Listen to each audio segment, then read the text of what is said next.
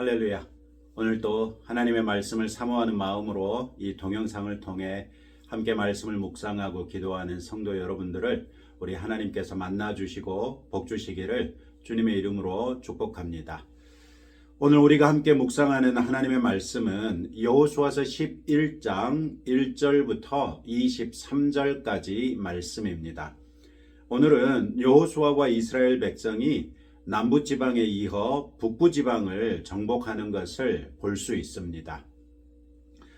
여호수아와 이스라엘이 예루살렘 왕 아도니세덱이 촉발한 남부지방 주요 성읍 왕들의 연합군과의 전투에서 승리했습니다. 그 결과로 남부지방을 정복했는데 이 소식이 북부지방의 지도자격인 하솔 왕 야빈에게 들립니다. 야빈은 모든 북부지역 주요 성읍들의 왕들을 총동원해서 갈릴리 바다 북서쪽에 위치한 메롬 물가에 진을 칩니다. 이들은 해변에 모래같이 수가 많았고 말과 병거도 심히 많았다고 오늘의 성경은 말하고 있습니다. 하나님께서는 이런 때에 오늘의 성경 6절에서 여호수아에게 이렇게 말씀하십니다. 그들로 말미암아 두려워하지 말라. 내일 이맘때에 내가 그들을 이스라엘 앞에 넘겨주어 몰살시키리니 너는 그들의 말 뒷발에 힘줄을 끊고 그들의 병거를 불사르라.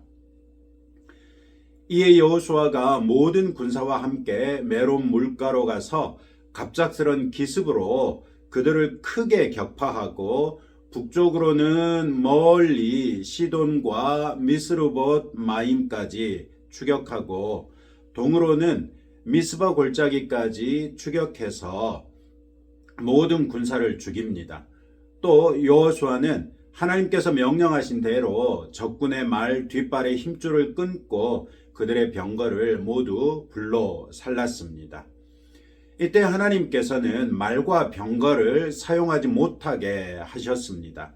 그리고 여호수아는 하나님의 말씀대로 말의 힘줄을 끊고 병거는 태웠습니다. 이는 하나님께서 이스라엘에게 말과 병거를 의지하지 말고 하나님만을 의지하라는 것을 말씀하신 것입니다. 즉 이스라엘의 승리는 하나님께 달린 것이지 말과 병거의 많음에 달린 것이 아니라는 것을 말씀하신 것입니다. 이스라엘이 이 말씀에 순종하면 하나님께서 그들과 함께 하셔서 그들에게 승리를 주시겠지만 그들이 말과 병거 즉 자기 자신을 의지하여 전쟁에 임하면 필히 패할 수밖에 없게 하실 것이었습니다. 이스라엘은 이미 불순종의 쓴맛을 본 적이 있었으므로 말과 병거를 아끼지 아니하고 무력화시키고 불태웠습니다. 이것은 교회에게도 도전이 됩니다. 이스라엘은 구약시대의 교회라고 할 수 있고 우리는 신약시대를 살고 있는 교회이지요. 교회 역시 하나님의 말씀에 순종하는 것이 성공의 유일한 비결이라는 사실입니다. 오늘날 교회가 하나님의 말씀보다 더 의지하는 것이 있다면 그 교회는 그만큼 건강하지 않은 것입니다. 하나님의 말씀과 기도로서 하나님 앞에 순종하는 모습을 보일 때 하나님께서는 때로 우리가 생각지도 못했던 방식으로 우리를 선하게 인도해 주실 것입니다. 그러나 교회가 세상 방식을 차용하고 돈에 의지하고 권력자들의 빌붙으면 그 자체로 교회는 타락한 곳이 되어버려 하나님께 합당하지 못하게 됩니다. 우리 대한민국의 교회가 하나님께 합당한 교회도 물론 있겠지만 하나님께 용납받지 못할 교회들 또한 적지 않다는 것을 우리는 부인할 수 없을 것입니다. 이런 일은 교회뿐 아니라 성도 개개인에게도 마찬가지입니다. 성도가 자신을 구원하신 예수님으로 인하여 하나님의 자녀가 됐다면 마땅히 기독교 세계관과 성경적 가치에 따른 삶을 위하여 노력해야 합니다. 아무리 자신의 삶을 위하여 세상의 물질이 필요하다 하더라도 그것 역시 정직한 노동의 대가로 얻는 것이 바람직하며, 부족하면 하나님께 지경을 넓혀달라고 기도하고 일용할 양식을 달라고 간구하면서 하나님께서 허락해 주시는 것들 안에서 우리의 삶을 규모 있게 유지해 나가는 지혜가 필요한 것입니다. 또 이런 기본적인 부분에 있어서까지 하나님을 의지하다 보면 하나님께서 우리를 통해 이루시기를 원하시는 일을 다양한 방식으로 성도와 교회에게 알려주실 것입니다. 이때에도 우리는 철저하게 하나님의 음성에 귀 기울여 하나님의 말씀에 순종하는 방식으로 그 뜻을 이루도록 최선을 다해야 하는 것이 당연한 일이겠죠. 원칙은 우리가 이렇게 너무나도 잘 알고 있지만 당장 다음 전투에 사용할 수 있는 말과 병거들이 있는데 그것들을 정말 무력화시킬 수 있겠습니까? 바로 이 지점이 믿음의 시험장인 셈입니다. 눈앞에 있는 것이 아무리 보암직하고 탐스럽고 유용해 보일지라도 과감하게 마음에서 일어나는 탐욕의 끈을 잘라버리고 하나님의 말씀대로 포기하시기 바랍니다. 그것이 하나님을 얻는 유일한 길입니다. 하나님을 신뢰하는 것이죠. 이번에도 하나님께서는 북부지방의 중심 지도자인 하솔 왕 야빈을 통해 이스라엘을 선제 공격하는 방식으로 전투를 일으키십니다. 실제로 20절 말씀에 보시면 그들의 마음이 완악하여 이스라엘을 대적하여 싸우러 온 것은 여호와께서 그러하게 하신 것이라. 그들을 진멸하여 바치게 하여 은혜를 입지 못하게 하시고 여호와께서 모세에게 명령하신 대로 그들을 멸하려 하심이었더라. 이렇게 말씀하고 있지 않습니까? 북부지방 사람들의 관점에서 한번 생각해 볼까요? 어느 날 갑자기 장정만 60만 명이나 되는 엄청난 숫자의 사람들이 요단 동편에 집결합니다. 그러더니 요단강물이 넉넉할 때에 그 요단강물이 꽤 넓은 구간 끊어지고 마른 땅으로 변해서 이 사람들이 요단 서편으로 넘어옵니다. 이 사람들이 니느웨 성읍을 무너뜨리고 아이 성읍을 무너뜨릴 때만 해도 북쪽 지방은 잘 대비하면 아무런 문제 없을 것으로 생각했을 것입니다. 그런데 갑자기 기브온 주위의 몇 성읍이 이 사람들에게 복속당하더니 예루살렘 왕 아도니세덱을 위시한 남부지방의 주요 왕들이 연합해서 이들을 공격했으나 오히려 몰살당하고 그 넓은 영토를 이 사람들에게 고스란히 빼앗겨 버렸습니다. 이제 이들은 북부지방 사람들에게 강력한 위협이 된 것입니다. 이런 상황에서 어떤 사람이 이들과 화친을 맺고자 하겠습니까? 이들이 정복한 지역의 모든 사람들을 진멸하는 방식으로 정복하고 있기 때문에 화친은 애초에 생각지도 않는다는 뜻을 명확하게 하고 있지 않습니까? 결국 전쟁밖에 없습니다. 그렇다면 이들이 적잖은 기간 동안 여러 전투를 치르느라고 그 힘이 빠졌고 조금이라도 더 약할 때 공격하는 것이 이익이겠죠.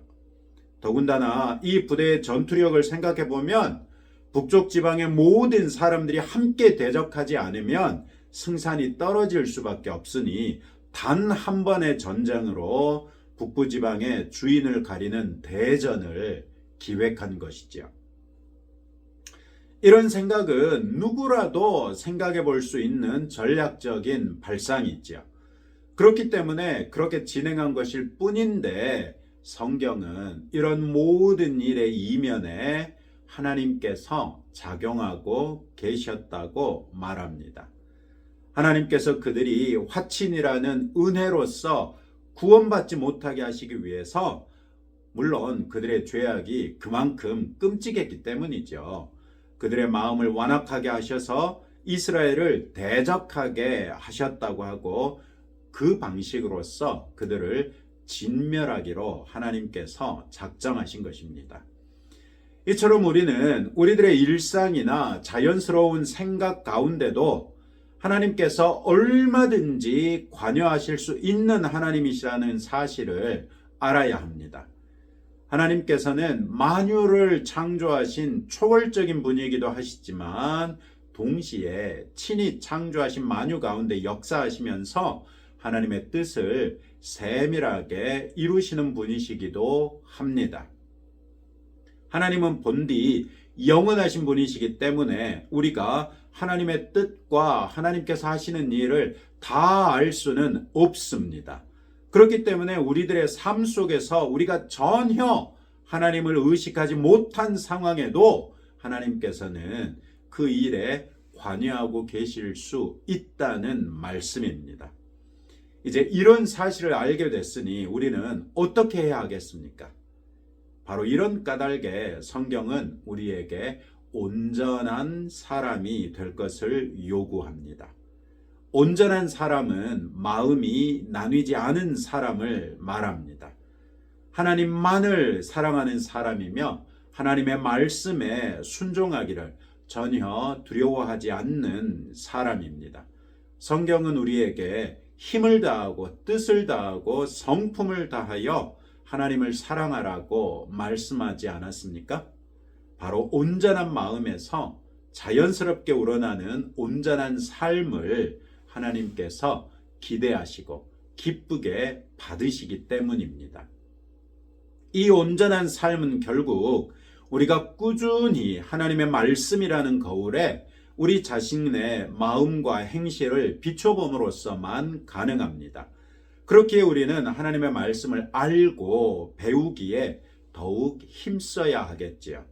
이것이 항상 첫걸음입니다. 하나님의 말씀을 알고서야 비로소 순종할지 말지의 단계로 넘어갈 수 있습니다. 그런데 온전한 삶이 가능하다고 생각할 때 우리는 교만이라는 함정에 빠지게 됩니다. 어떻게 우리가 온전할 수 있겠습니까? 하나님께서도 이 사실을 아주 잘 알고 계십니다. 그래서 우리에게 성령 하나님을 보내주신 것이며 신앙의 동지들인 주 안에 있는 다른 지체들을 주신 것입니다.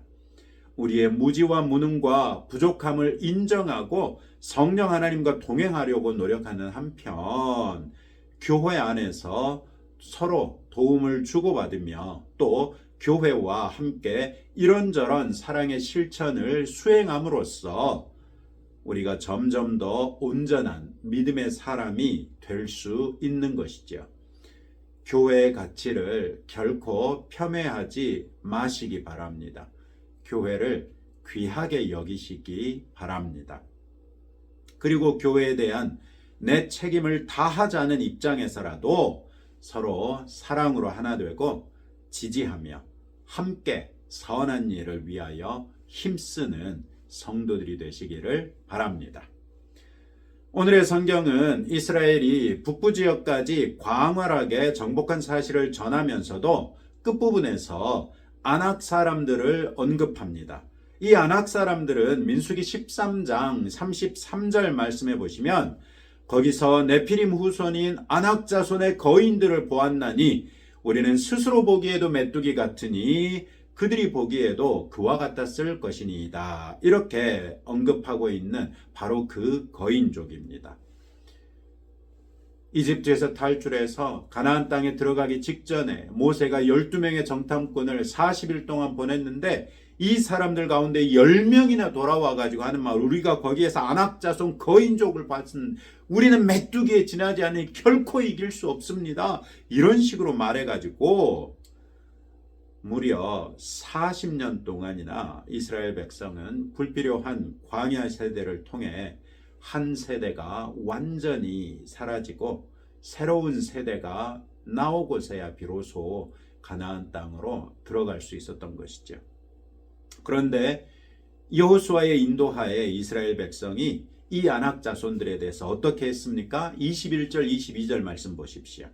산지와 헤브론과 드빌과 아납과 유다 온 산지와 이스라엘의 온 산지에서 아낙 사람들을 멸절하고 그가 또 그들의 성읍들을 멸하여 바쳤으므로 이스라엘 자손의 땅에는 아낙 사람들이 하나도 남지 아니하였고 가사와 가드와 아스도데만 남았더라. 이 지역이 블레셋 족속의 땅인데 블레셋 족속의 땅은 아직 정복하지 않았다는 것이죠.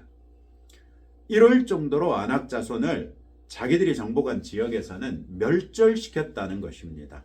이 사실은 사람이 자신의 힘으로는 할 수 없을지라도 하나님께서 함께 하시면 이루지 못할 일이 없다는 것을 가장 단적으로 보여주는 사건이라고 할 수 있습니다.